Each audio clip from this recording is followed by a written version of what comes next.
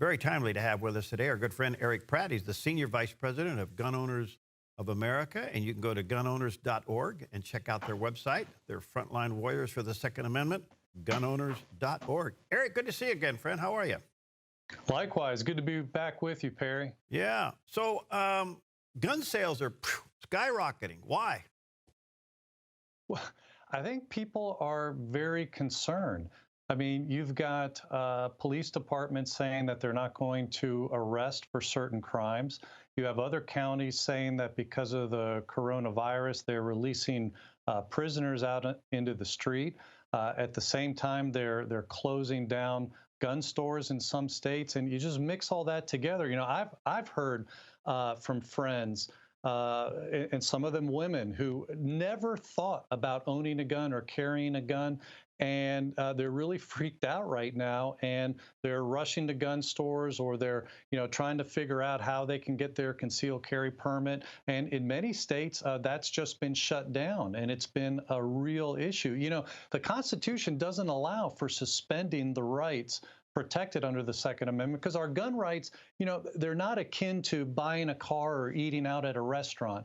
Now, the Constitution says that the right to keep and bear arms, which really is the right to protect ourselves and our families, that right cannot be infringed. And so that's why Gun Owners of America, you said we're the frontline warriors. We're out there in several different states, either legally or mobilizing our members, or using some hard-hitting letters to selected officials to try to jumpstart things to get this moving, where gun owners can, get their concealed carry permits or purchase firearms. I just had Brad Dacus on. He's an attorney, heads up the Pacific Justice Institute here on the West Coast. And I want to say this carefully so it doesn't come off conspiratorial. But on the other hand, as an attorney, he recognizes it as something we need to keep our eye on. And that was the quick decision by some of these governors to close a state down.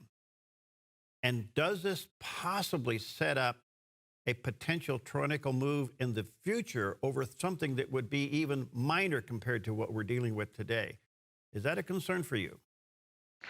Well, I think you see, never let, it's been said, never let a crisis go to waste, right? So those who are opposed to our Second Amendment protected rights will use these situations to clamp down on freedom. And that's because that's who they are. They're anti-freedom. So we see the mayor of New Orleans, after Hurricane Katrina, the mayor led an effort where they were confiscating firearms. Well, we worked with then Senator Steve Scalise, who was a state senator at the time, to reform the laws in Louisiana so that under emergency powers, you can't confiscate firearms. Well, apparently, it didn't go far enough, because the mayor of New Orleans found loopholes. And while they haven't gone to confiscating guns, and she acknowledged we can't do that, they did close down gun sales.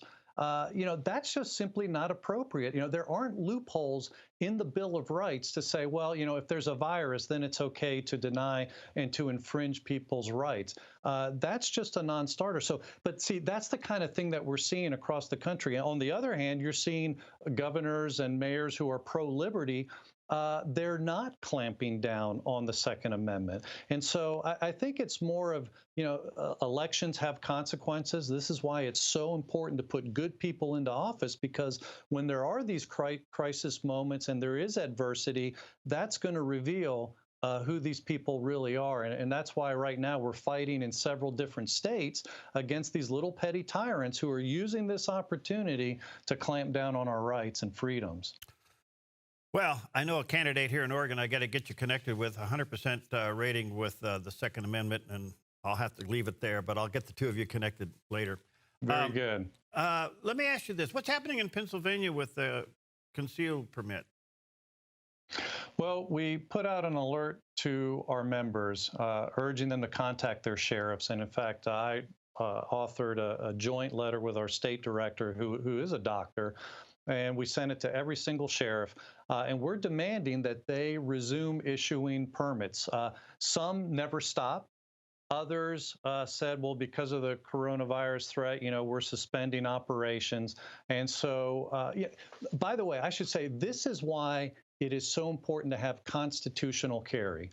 People should not have to beg for permission to a bureaucrat or any other official to be able to exercise their rights. We don't do that with preaching sermons. We don't do that with publishing editorials or going over the airwaves like we are now. We don't get permission to get married or have kids. But we tolerate that when it comes to our Second Amendment protected rights. And now we're seeing the problem with that, because in this crisis moment where, and I get it. I mean, these sheriffs and their staff, they're concerned for their health. And so they're wanting to pull back. But that's causing a real dangerous situation and a very fearful situation for a lot of people. And that's why we just need to repeal these permit laws in favor of constitutional carry, where as a matter of right, if you're a law-abiding citizen, you shouldn't have to get permission to carry concealed. Now, given that, though, I mean, Pennsylvania has a permit system, and so we just encourage these sheriffs, hey, there are safeguards there. You can set up meetings, you can do this by mail, but you need to keep the permit process going. And it's been very encouraging. The Westmoreland County Sheriff James Albert said, we got a lot of blowback, and a lot of that was from our members that we were rallying, and they were contacting the sheriffs. And so anyway, that sheriff and many others have started resuming issuing their permits. So it's been an exciting thing to see grassroots pressure working. Pennsylvania activists, our members in Pennsylvania have been very active. There's also been an in-state group, Firearms Owners Against Crime, that's been very instrumental too, as well, having meetings and lobbying with legislators and putting pressure, things like that. So anyway, we're seeing a real good trend here, and this is the type of thing that we're doing in other states as well. Give us an update, Erich, on what's going on in Virginia. Huge pushback, and it really was quite encouraging, to the point you wonder if that state's going to turn red. But is it sticking? Well, we certainly hope so. We saw that after the November election, and when the governor was pushing his gun ban, it fired up a lot of people. People who've never been politically engaged at all. In fact, people were showing up at county board of supervisor meetings to demand that their county become a sanctuary county for gun owners. And a lot of people were admitting, I didn't vote in the last election. I guess I should have. This has engaged a lot of people, not only in Virginia, a lot of people around the country are watching what's been going on in Virginia, and they're very engaged as well.